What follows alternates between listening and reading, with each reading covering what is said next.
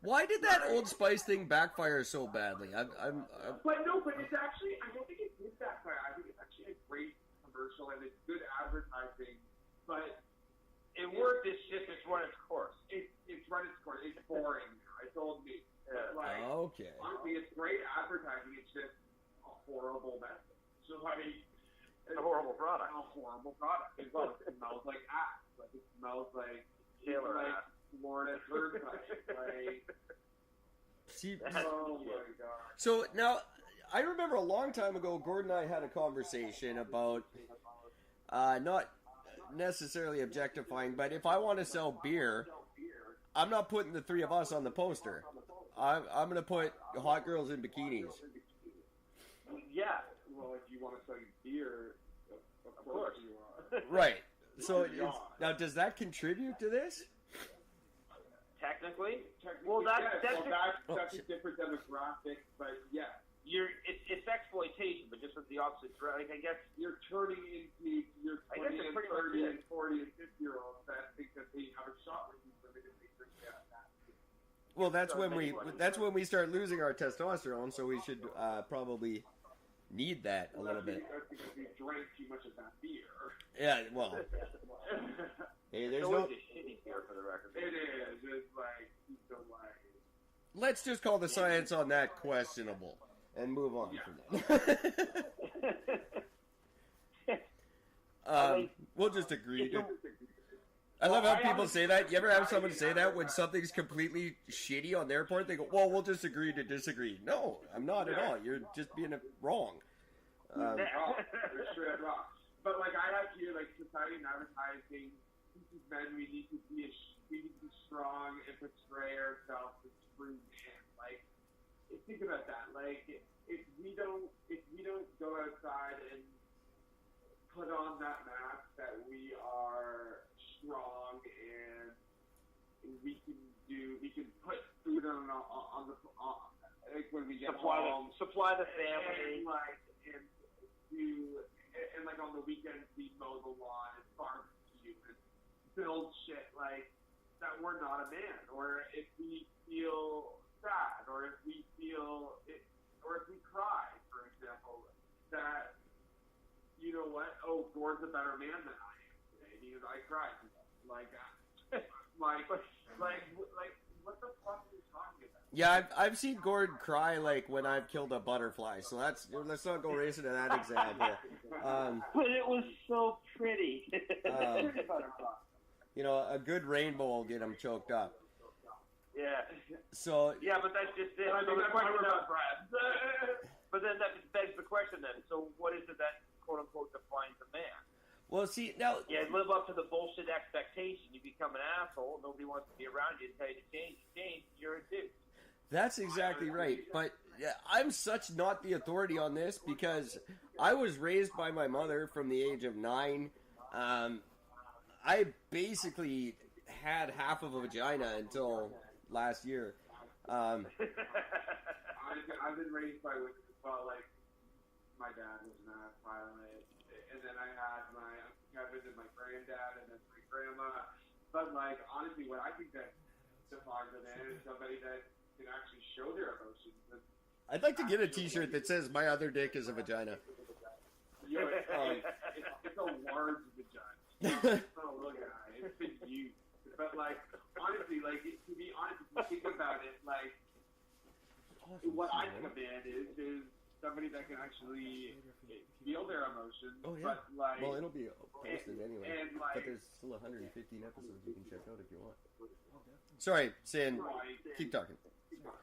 Sorry, like honestly, what I feel like a man is somebody who can actually feel their emotions, be happy, be content with who they are, go to work, be happy, be able to provide some money. But nowadays, it's a two income family. So like, it's not like the 70s where the mom works at home, like stays at home with the kids, and dad goes off to work. Like we have changed as a whole, but is it better? I don't think so. Like it's like, but here's the thing. Oh wow! Like, abs, and that's what a man is. But it's truly like the normal man that like I have fat on me, and like, and I'm fine with that. But like, yes, I do love sports, but like, I was always different from all the other guys who goggled over women. Like, yes, like, let's get real. I do love a beautiful voice, but my wife is bisexual, and I love going, hey, do you think she's hot? And she goes, yeah. And I go, she goes, do you think she's hot? And I go, yeah. Like, sure. Honestly, everybody. But the LPGA still shouldn't exist. Pardon me? The LPGA, that's shouldn't exist.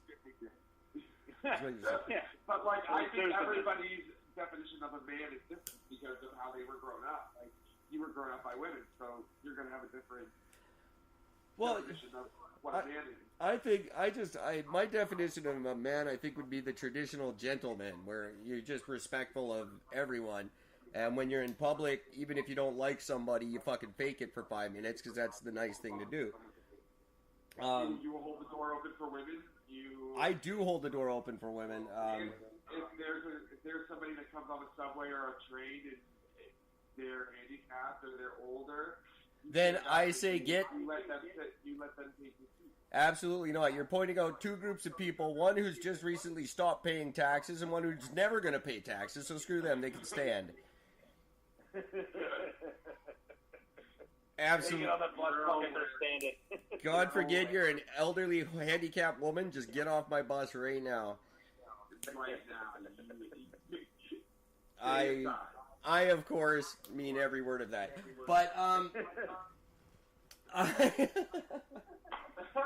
you know, I think what this all begs the question is, because if you're not going to live with the moniker of the atypical man, of what a man's supposed to be, if you're going to disregard that, then really what you're doing is you're disregarding all forms of not sex, but all forms of gender. Right, and that was where I was going to go to next with this, but because this is no longer a man-woman question. It's not that black and white anymore, is it? It's we have to consider all the LGBTQ carry the 1 divide by 4. 3.14 times 5, 4, 3, 6, 5. You're not going to keep going. And God bless them all. I think there's plenty of room in my world for everybody to be themselves and be happy. Let your freak flag fly. We're not here long enough to worry about it. But for the atypical man, this must just make their head fucking explode. 100%. So it just everything we're talking about is making probably all those atypical men very uncomfortable. That like. They're just finally wrapping around their minds around the fact that, like, oh, come on, fellas, we all know which no means yes, right? Like, yeah, right? Are we wrong about that, guys? And now that guy has to understand that there's these I don't want to call them subgenders. That makes it demeaning, but these other genders now that you have to accept, and I could imagine the average so-called alpha male would just lose it, and I think it's almost unfair of us to dump it all on them all at once. Now that 100%, like they have been taught at a young age that being a d-bag and like I don't mean like d-bag, but like having that sort of masculinity where you call a woman, or you can dunk a basketball. You're in competition at all times. You are always at risk of losing your position at top. Like they have been taught that at a very young age that that's what a man is, and like I never had a good father, so like a lot of people. I've had 7 fathers that tell them, hey. You be a man, grow up, grow some balls, stop being this, do this. Like, there's a lot of fathers out there that are just that force their kids to play sports or playing music, like playing an instrument, or like it's sad. Like, and like, trust me, like. Most of that's all based off of parents that just want to live their life, their dreams through their kids. See, now I was lucky enough to have 7 so-called good fathers, so I've got a very varied perspective. I think my mom just really liked weddings, was the thing. She liked getting drunk. Yeah, she liked buying booze for her friends and me dancing with strange old women. I don't know. It was. Well, how can you not love that? So I was very lucky to really disdain men by a very early age, and I've managed to grow up with that healthy hatred for all things male this whole time, except for myself, of course, because I'm a fantastic specimen. I have a quick question for you, though. Do you disdain all men or older men? That's a really good question. No, I don't feel disdain for younger men, but I am threatened by them and hate them. But that's only because I'm 40 now and things are weird. See, did you just turn 40? I'll be 41 in June. Okay, so I just turned 30, and like. Oh, you got a world of learning ahead of you. I know. Like the last 3 years since I met my wife has been a very eye-opening experience. And well, you wait till you see what fucking life's gonna throw at you. Well, like enjoy these moments and make a fucking laugh. Well, like I feel like I'm a very old 30-year-old because I have lived a lot of different experiences. I felt like that until my first divorce as well. But like, I lost my mom. I lost my dad when I was 12. I lost my mom when I was 20. Like, found I have type 1 diabetes. Like, I think but I have never known what a woman goes through until I met my wife. I have a world of knowledge that I have never experienced. And meeting Gord has been a very eye-opening experience. Seeing what he has to go through. Eye-opening. That's a good way to describe my life. And talking to him about life and getting that aspect. I've never met Gord or spent any time socially with him, and I don't really plan on it, but I hear he's quite the ladies' man. Oh, yeah. Ladies' man. Yeah. Yeah.